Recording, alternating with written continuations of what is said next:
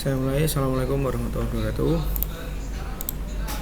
Oke, saya ingatkan yang belum absen untuk melakukan absensi dulu ya. Nah, hari ini saya mau menjelaskan tentang flowchart ya. Jadi di pembelajaran riset ya, terutama untuk kalian. Nah, sekarang sudah ada 5 event yang sedang menanti kalian untuk kita eksekusi bersama-sama, yaitu NYIA, MyRes, kemudian LKTI Unair, sama ITS dan IPB kalau nggak salah. Nah, setiap lomba KTI, nah itu nanti kan pasti akan selalu ada flowchart ya. Nah, sebagian dari kalian mungkin sudah ada yang paham dan ada yang belum paham mengenai flowchart. Nah, hari ini akan saya jelaskan tentang flowchart, caranya membuat flowchart.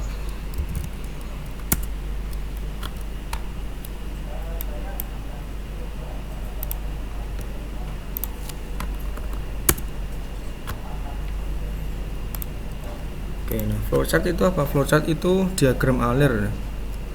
Diagram alir. Misalnya pada suatu penelitian kalian ya, kalian membuat alat misalnya. Nah, di cara kerja alatnya itu bisa kalian jelaskan dengan menggunakan flowchart atau diagram alir. Nah, kenapa kok dijelaskan menggunakan flowchart? Ya nanti flowchart itu bisa memudahkan pembaca dalam memahami cara kerja alatmu.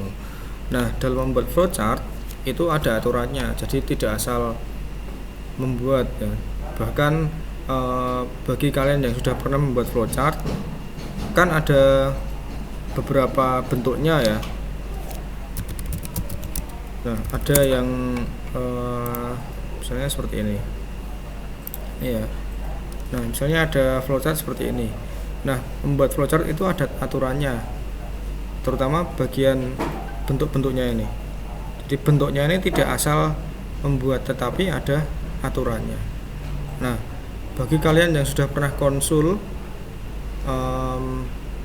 tentang flowchart, nah pasti kan saya kan mengarahkannya ketika mulai pasti kan bentuknya oval, kemudian selesai juga oval, kemudian ada perintah bentuknya kotak, ada statement, nah nanti bentuknya belah ketupat seperti ini. Nah, itu sebenarnya tidak asal-asalan, tapi ada aturannya. Nah, aturannya itu bisa dilihat di mana? Bisa dilihat di Google. Nah, kalian ketik saja aturan membuat flowchart. Nah, ini. Nah, contoh ya, saya browsing aturan membuat flowchart, nah ketemu ini. Nah, di simbol ini yang bentuknya seperti oval ini, nah ini namanya terminator. Nah, sebagai simbol start atau end untuk memulai atau mengakhiri sebuah flowchart. Jadi ketika kalian membuat flowchart, pasti nanti di bagian start dan end-nya atau akhirnya nanti bentuknya akan selalu oval. Nah, selalu oval, tidak boleh kotak, tidak boleh belah ketupat dan sebagainya. Jadi start dan end itu bentuknya selalu oval. Nah, kemudian kalau nanti di prinsip kerja alatmu nanti masuk ke statement atau pernyataan benar salah atau jika maka, nah nanti pakainya bentuk yang seperti apa?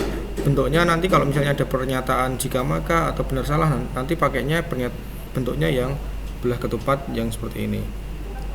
Nah, ini digunakan untuk menyatakan proses yang membutuhkan keputusan. Nah, seperti itu ya. Nah, kalau kotak buat apa? Nah, ini digunakan untuk menuliskan proses yang diperlukan, misalnya operasi aritmatika atau misalnya menampilkan hasil pembacaan suhu. Nah, seperti itu.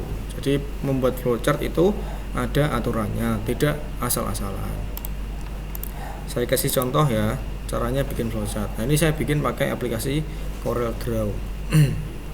Nah, Pak, bikin flowchart apa harus pakai CorelDRAW? Tidak.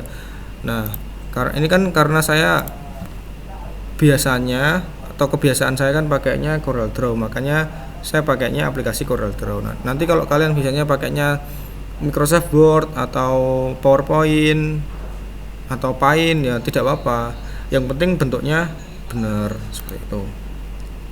Contoh ya, misalnya saya bikin alat pengatur suhu ya, saya bikin alat pengatur suhu. Nah, cara kerjanya, jika sistemnya saya nyalakan, nanti yang pertama kali dilakukan oleh alatnya adalah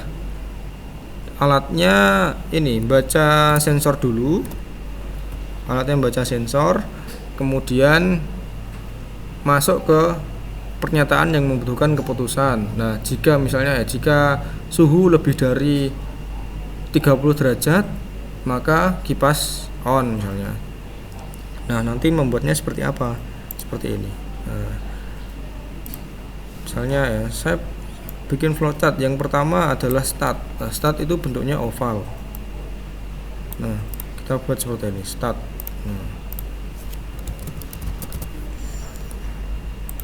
Ini ya. Nah, kayak gini. Kemudian setelah start, nanti sensornya baca. Nah, berarti kita butuh anak panah seperti ini. Nah, gini ya, ini anak panah kurang gede, kita perbesar. Nah, ini. Nah, membuat anak panah ini itu juga nggak boleh asal-asalan. Ada yang membuat anak panah tidak menempel seperti ini. Nah, ini salah.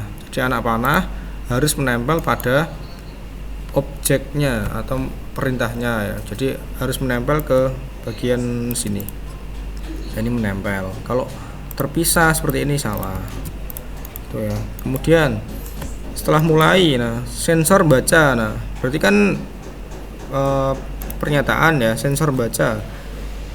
Berarti ini menuliskan proses yang diperlukan, seperti misalnya operasi aritmatika. Nah, berarti saya butuh bentuk kotak. Nah, kayak gini ya. Nah, misalnya saya kasih tulisan. Nah, ini saya kebawahkan sedikit. Nah, terus saya kasih tulisan sensor suhu membaca data suhu misalnya. Ini saya buat rata tengah.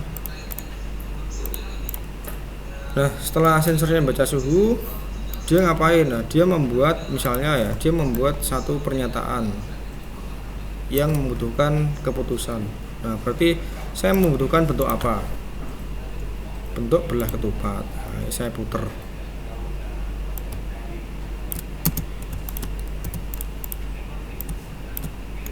Setelah itu saya kasih panah lagi.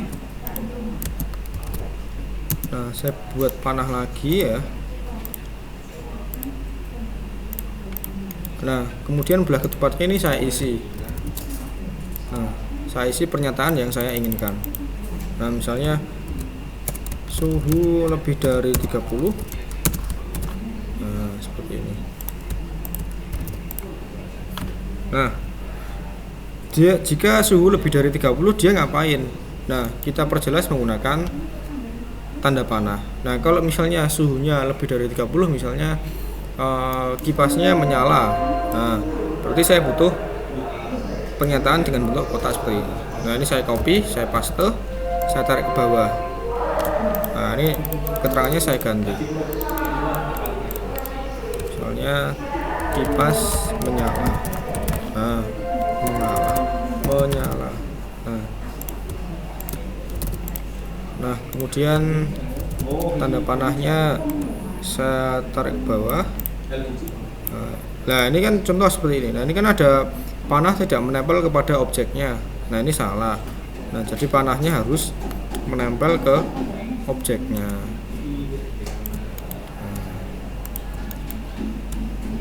Nah, ini juga belum menempel, harus ditambahkan. Nah, setelah itu, nah ini kan kalau suhunya lebih dari 30. Nah, kalau suhunya kurang dari 30, dia ngapain? Nah, nulisnya gimana caranya?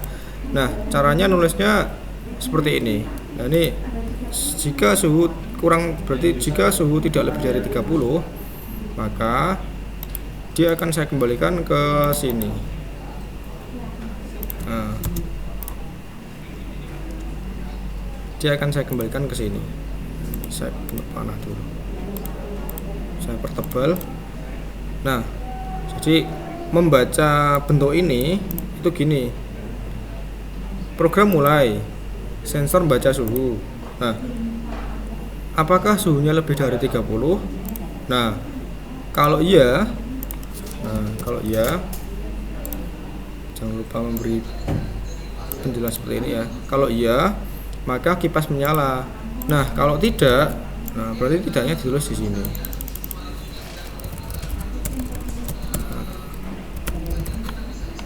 Kalau tidak itu berarti suhunya kurang dari 30. Nah, kalau suhunya kurang dari 30 berarti prosesnya akan dikembalikan ke atas lagi seperti ini. Jadi dia muter terus seperti ini, di looping, diulang-ulang terus sampai hasilnya lebih dari 30. Dia memenuhi pernyataan suhu lebih dari 30, baru prosesnya menuju ke bawah sini. Nah, kipasnya menyala. Nah, gitu. Nah, setelah menyala terus dia ngapain? Nah, misalnya programnya selesai. Nah, berarti kita kasih panah. Nah, buat program selesai. Nah, program selesai itu bangunnya apa bentuknya? Bentuknya seperti start ini, oval. Nah, gini. Nah, ini N. Nah, seperti itu. Nah, Pak, saya kok pernah lihat flowchart tidak ada N-nya. Nah, kalau flowchart tidak ada N-nya, berarti dia programnya biasanya mengulang ke atas. Nah, jadi ketika kipasnya sudah menyala misalnya ya, nah dia programnya tidak selesai, tetapi dia dikembalikan lagi ke atas. Jadi ada yang membuat flowchart, dia programnya mengulang. Nah, jadi ada yang ke atas seperti ini, programnya dikembalikan lagi ke atas seperti ini.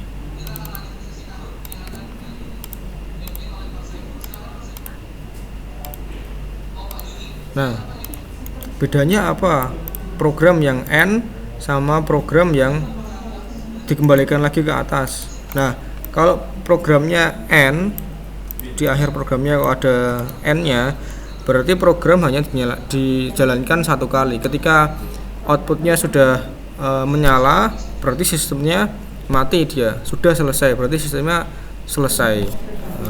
Gitu. Nah, kalau programnya atau anak panahnya ini kembali ke atas, nah berarti dia programnya tidak pernah selesai, programnya berulang terus seperti itu.